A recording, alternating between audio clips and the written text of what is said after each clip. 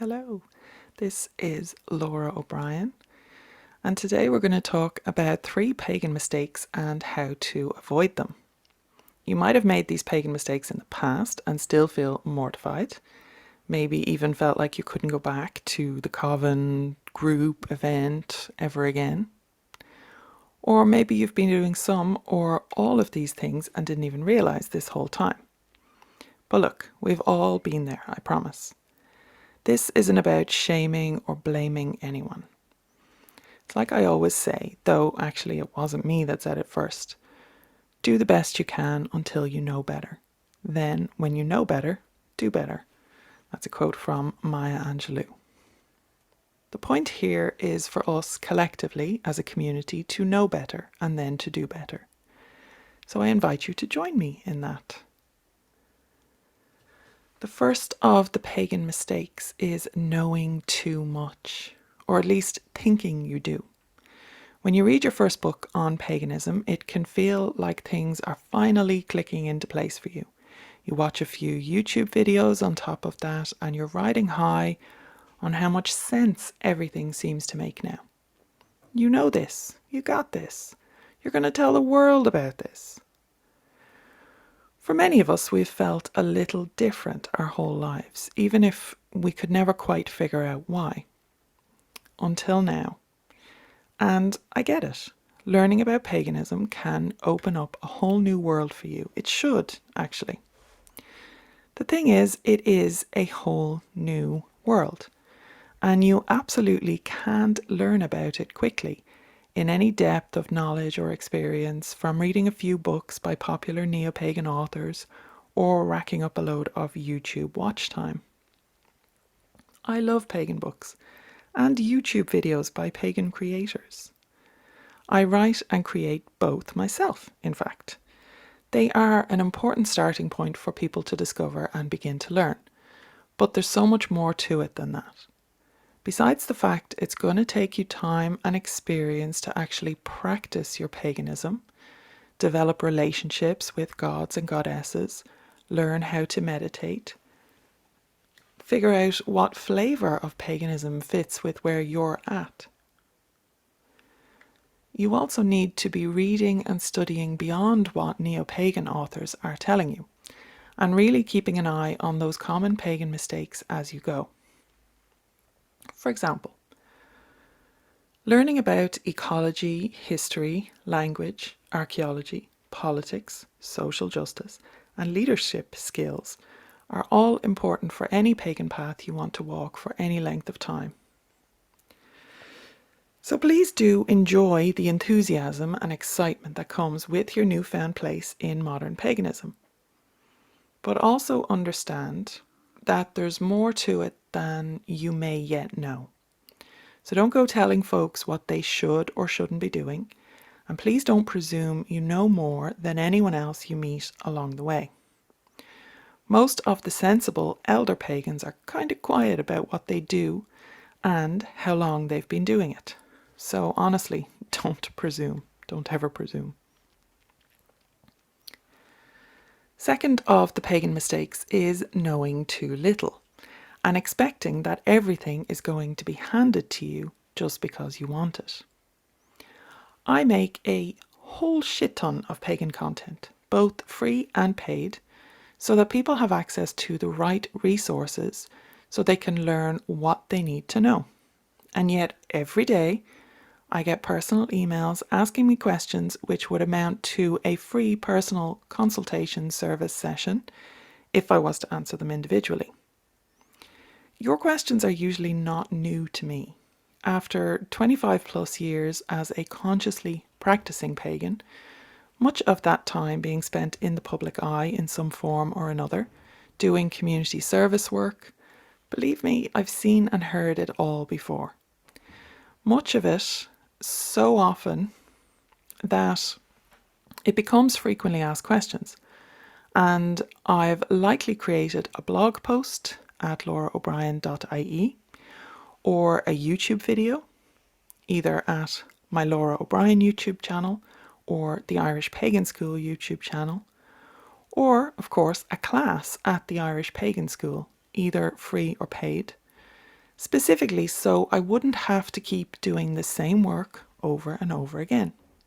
And of course, I'm not the only one. We've all seen many of these pagan mistakes firsthand, daily in some cases, and authors like Morgan Daimler, Benabel Wen, and the Story Archaeology team are incredibly generous with their time and wisdom. They have already answered many of your questions and spoken about experiences and issues very similar to what you're experiencing. And of course, there is a plethora of books on all of these topics. But there is a prevalent attitude of on-demand entitlement that truly has to stop. Take a breath, do a Google search, before you get in anyone's YouTube or blog comments, Facebook groups, or direct into their personal email inbox for sure. Read another book, meditate or do some divination on it and see what your own guides can share with you. Research outside of paganism and seek answers on similar issues in different contexts or disciplines. Even if you join a pagan group or an organisation, this is essentially a solitary and self-directed path. You can, of course, have teachers and guides, and the more you know, the better your choices will be in that regard. That's all normal. But ultimately, it's up to you to find your own way, and that takes work. The third of these pagan mistakes is taking what you want. And you knew I'd get here, right? Related to both of the above, but entirely deserving its own call out, we have the huge problem with modern paganism, which is cultural appropriation. Do not switch off here. I mean it. This might be difficult to hear, but if that's the case, then you need it more. You might think you're engaging in cultural appreciation when it's actually cultural appropriation. You might not know the difference. You might tell yourself you don't even care, but you should care. Paganism doesn't happen in isolation. One of the fundamental beliefs is that everything is connected, energetically and practically, on this planet that we call home. What you say and what you do matters. You either believe your energy or your magic can affect the world and the people around you, or you don't. Pro tip, if you don't believe that, then maybe paganism isn't actually for you. So, reassess that. If you do believe that, then you have some responsibilities to consider. There's a great article at the University of Utah website about Halloween, in itself an appropriated Irish pagan festival, which gives a clear definition that's useful here. So I'm going to read it out. And the article is entitled Cultural Appropriation or Appreciation. And the quote says, cultural appropriation can be defined as the cherry picking or selecting of certain aspects of a culture and ignoring their original significance for the purpose of belittling it as a trend. Appreciation is honouring and respecting another culture and its practices as a way to gain knowledge and understanding. A lot of this speaks to, a lot of this speaks to the attitudes of entitlement mentioned above. That is prevalent and normal in some societies, US and Britain, but it is time for us to move past that. You don't deserve to reach out and take what you want and use it in any way you want just because you don't have it in your own life or your own culture. You are not entitled to that just because you don't have it, but you want it. This is even more important when we are dealing with spirituality. Here's another breakdown which I personally resonate with when it comes to modern pagans looking at indigenous spiritualities whose culture they are not a native part of, such as Irish paganism. Cultures adopt aspects of each other all the time. This is fine when both cultures are exchanging equally, called cultural exchange. But if there is a power imbalance between the cultures, then it is not an equal exchange. If a minority culture is adopting aspects of a dominant or colonizing culture in order to fit in or survive oppression, then it's called cultural assimilation. If it is a dominant or majority culture taking aspects of the minority culture and taking them out of context of that culture and profiting by them in some way, that could be financial or social, the original culture is not free to do, then it's called cultural appropriation. So that's from a blog post on muddycolours.com, which is also entitled Cultural Appropriation versus Appreciation. This profiting from them is often key to whether your pagan practice is ethical or not.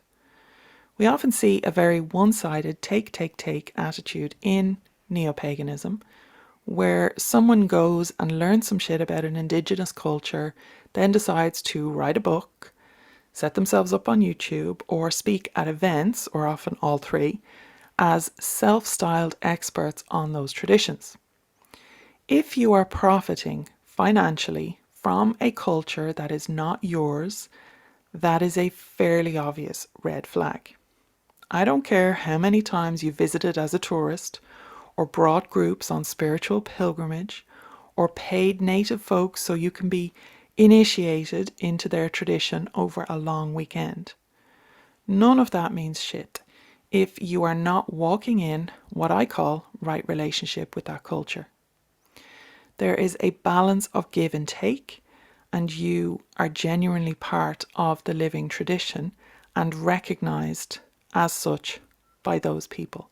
That is right relationship. Then maybe think about writing that book or running that workshop. The more subtle side of this, though, is those who profit by association, social credit, if you will. Those who are invested in their identity as an Irish witch, or a voodoo practitioner, or a Norse rune master, who do not have any direct experience of the source culture or traditions, and do not put any effort into a fair exchange back to those sources. In fact, many will hideously mangle the source culture because it makes them feel cool, or they can fool others into thinking they know what they're doing. I'm looking at you, kilted dudes and chakra dudettes. Look, I know none of this is easy to hear if you've been making these mistakes. Or if you used to do these things and you're still embarrassed about how little you knew, but how much you thought you knew and deserved. This is important though. If we are going to build a new normal from here, we need to clear the decks somewhat in the pagan communities and set new standards.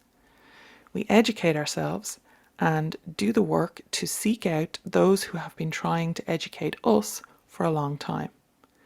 Then listen and learn and grow so we know better, so we can do better.